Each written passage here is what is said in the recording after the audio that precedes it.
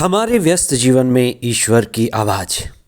गुलामी का जीवन जीते हुए कुछ लोग कराहते हैं, रोते हैं, निराश होते हैं। पर कुछ लोग गुलामी की स्थिति से होकर भी आज़ाद होते हैं, मुक्त होते हैं और वे मुक्ति के अनुभव की बात करते हैं।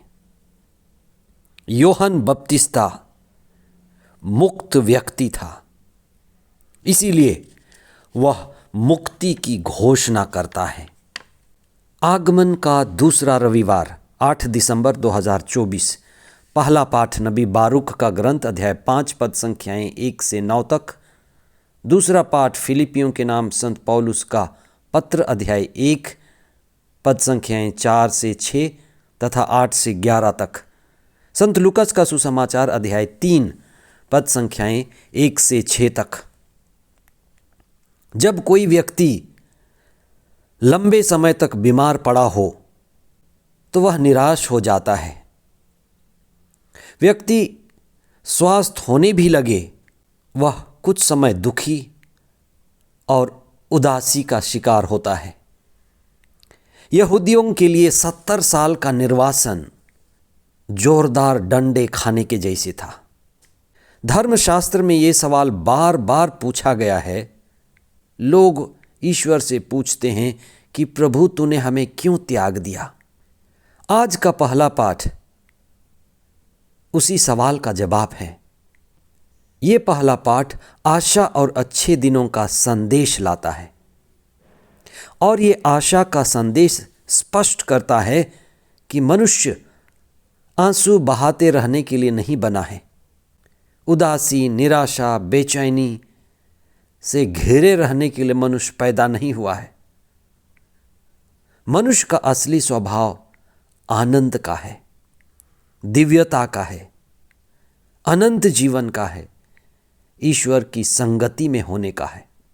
आज के दूसरे पाठ में संत पौलुस आत्मा से प्रेरित होकर फिलिपियों को संदेश देते हैं। संत पौलुस बंदीगृह में बंद हैं। उनका एक हाथ हथकड़ी से बंधा है, फिर भी वे आशावान हैं।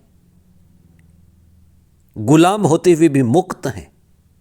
वे ईश्वर की करुणा से ओतप्रोत हैं। प्रेम और दया में लगातार बढ़ने और ईश्वर के अधीन होने के लिए प्रार्थना करते हैं।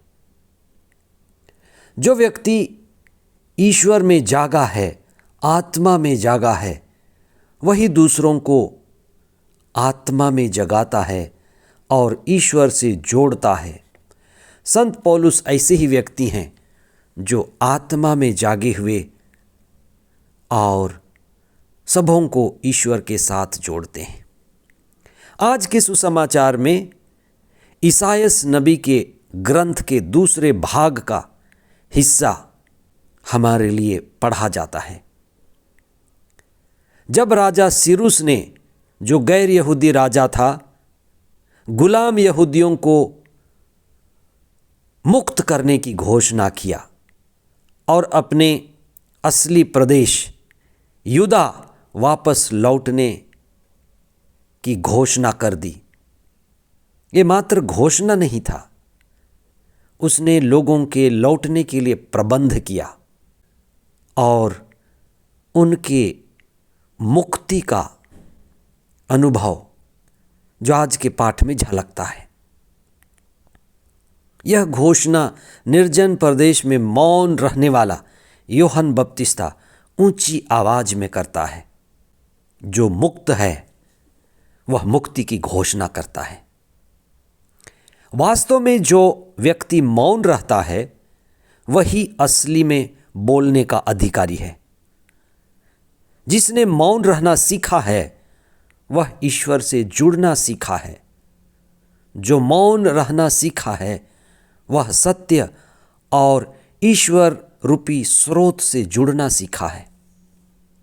निर्जन प्रदेश में रहने वाला यूहन्ना बपतिस्ता आत्मा से भरा हुआ व्यक्ति है, महान नबी है, प्रार्थना करने वाला शक्तिशाली महापुरुष है। वह लंबे समय से निर्जन प्रदेश में रहकर ईश्वर से जुड़कर ईश्वर की संगति में होकर शक्तिशाली माध्यम बन गया है। यह आवश्यक है कि हम मौन रहना सीखें, ईश्वर से जुड़ना सीखें, स्रोत को पाना सीखें। जिसने स्रोत को पाया, ईश्वर को जाना, वह दूसरों के लिए मुक्ति के खोज के लिए माध्यम बन जाता है। यूहन्ना बपतिस्ता शहर में रहने वाली भीड़ को हृदय परिवर्तन के लिए निर्जन प्रदेश में बुलाया। उसकी आवाज में इतनी ताकत थी कि लोग मुक्ति का अनुभव करने के लिए यरदन नदी में अपने हृदय परिवर्तन के लिए खींचे चले आए और वह मुक्ति की घोषणा करता गया। मुक्ति की घोषणा की आवाज हम सभी के हृदय में गूंजे। आगमन का दूसरा सप्ताह हमारे जीवन में मुक्ति और आज़ादी के आवश्यकता को हम तक पहुंचाए। पवित्र आत्मा हम पर कार्य करे, जिससे हम ईश्वर की आवाज़ को, मुक्ति की आवश्यकता को जान सकें और आत्मा के द्वारा मुक्ति का अनुभव करें। आमीन।